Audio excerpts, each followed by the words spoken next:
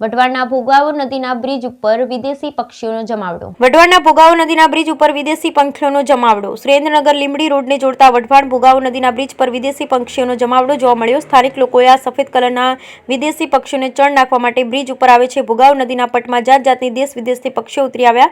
શિયાળો જામ્યો ત્યારે આ પક્ષીઓ સવાર થતા અહીં આવી જાય. ભોગાવો નદીના બ્રિજ ઉપર 24 કલાક ટ્રાફિક ધમધમતો હોવા છતાં પણ પક્ષીઓ ડર વગર અહીં બ્રિજની પેરાફીટ ઉપર આવી બેસે છે.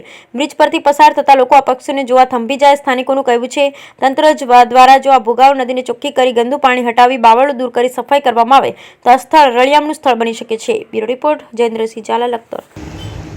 જાકીરભાઈ, આજે પક્ષીઓ પુલ ઉપર આવ્યા છે અત્યારે વઢવાણ ધોળીપુર પાસે જે નવો પુલ બનાવવામાં આવેલ છે ત્યાં વિદેશી પક્ષીઓનો સવારમાં જમાવડો થાય છે.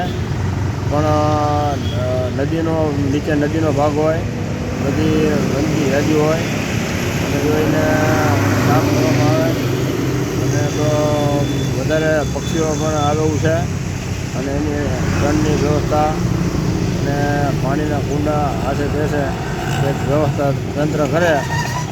એટલે ભોગાવો નદી સાફ કરે તો બધું થાય એવું છે ને? નદી જો સાફ કરવામાં આવે તો આ ગંદકી દૂર થઈ જાય અને આ જે સ્મેલ ને બધી જે ગંદકીને આવે છે એ દૂર થઈ જાય. વધુ પક્ષીઓ આવે તો ફરવાનું સ્થળ બને.